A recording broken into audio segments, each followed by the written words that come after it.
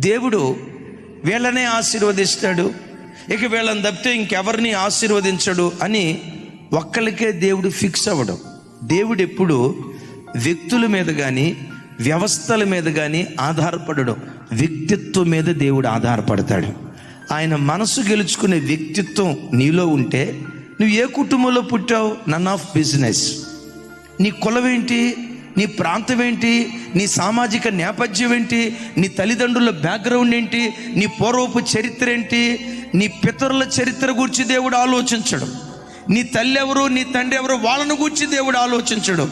దేవునికి, నీకు దేవునికి సంబంధం.